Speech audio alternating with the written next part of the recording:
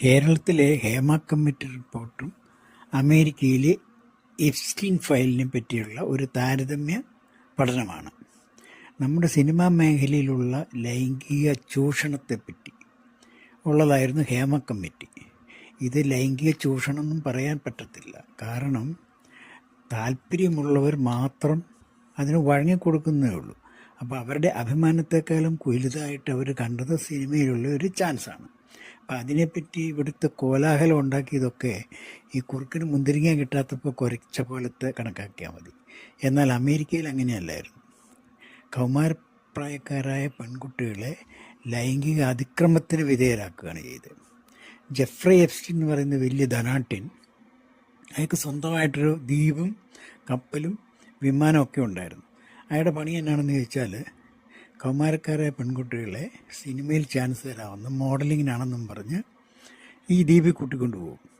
എന്നിട്ട് വമ്പം മുതലാളിമാരെയും വലിയ വലിയ ഉദ്യോഗസ്ഥരെയും രാഷ്ട്രീയക്കാരെയും ഒക്കെ അവിടെ കൊണ്ടുപോയി ഇയാൾ ഈ പെൺകുട്ടികൾക്ക് കാഴ്ചവെക്കും.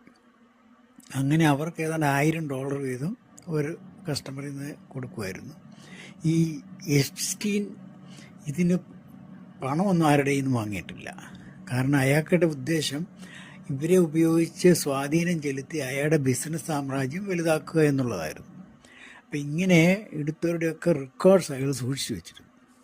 അപ്പോൾ ഒരു 1995 തൊട്ട് 2018-19 വരെ നിർബാധം ഇത് കണ്ടിന്യൂ ചെയ്തു. ഇടയ്ക്കൊരു കാലത്ത് 2005 ഇയാൾ ഒരു കംപ്ലൈൻറ്റ് പ്രകാരം അറസ്റ്റ് ചെയ്യുകയും ജയിലിലടയ്ക്കുകയും ചെയ്തു. എന്നാൽ കുറ്റവിമുക്തനാവുമല്ലോ നാച്ചുറലി. എന്നാന്ന് വെച്ചാൽ കാരണം ഇയാൾക്ക് പിടിപാടുള്ളത് വമ്പൻ സ്രാവുകളെയാണല്ലോ. അങ്ങനെ ഈ എപ്സ്റ്റീൻ്റെ ആതിഥേയത്വം സ്വീകരിച്ച് ഈ പെൺകുട്ടികളുടെ അടുത്ത് പോയിട്ടുള്ളവരുടെയൊക്കെ പടങ്ങളും ഡീറ്റെയിൽസും ഒക്കെ അന്വേഷിച്ച് പിന്നീട് കണ്ടെത്തിയതിനാണ് എപ്സ്റ്റീൻ ഫയൽസ് എന്ന് പറയുന്നത്. അപ്പോൾ ഇതിൻ്റെ അകത്ത് രാഷ്ട്രീയക്കാർ ബിൽ ക്ലിൻ്റൻ്റെയും ഡൊണാൾഡ് ട്രംപിൻ്റെയൊക്കെ ഫോട്ടോ ചില പെണ്ണുങ്ങളുടെ കൂടെ നിന്നിട്ടുള്ളതൊക്കെ ഈ ഫയലിലുണ്ട്. അതുകൂടാതെ ബിൽ ഗേറ്റ്സ് പോലത്തെ മൈക്രോസോഫ്റ്റിൻ്റെ വലിയ ഉദ്യോഗസ്ഥനായിരുന്നല്ലോ ബിൽ ഗേറ്റ്സ്. അപ്പോൾ അയാളുടെ അങ്ങനെയുള്ള വലിയ വലിയ ആൾക്കാരുടെ ഇൻക്ലൂഡിങ് നമ്മുടെ നരേന്ദ്രമോദിയുടെ ഉണ്ടെന്ന് ഇവിടെ ചില തൽപരകക്ഷികളൊക്കെ പറയുന്നുണ്ട്. അതൊക്കെ അങ്ങനെ കേട്ടുകേൾവി മാത്രമേ ഉള്ളൂ. 2018 ഒരു കംപ്ലൈൻറ്റ് പ്രകാരം ഈ എപ്സ്റ്റീനെ അറസ്റ്റ് ചെയ്ത് ജയിലിലിട്ടു. പക്ഷേ ഇയാൾ ജീവിച്ചിരുന്ന എല്ലാം തെളിവുകളാണ്, സാക്ഷിയാണ്, ഇതുമാണ്, പ്രതിയാണ്. അപ്പോൾ ഇയാൾ ജീവിച്ചിരുന്നാൽ ബാക്കിയുള്ളവരെല്ലാവരും കൊടുക്കുന്നുള്ളത് നമ്മുടെ നാട്ടിലാണ് തന്നെ ജയിലിൽ വെച്ച് തന്നെ ഇയാളെ അങ്ങോട്ട് ഇല്ലാതാക്കി.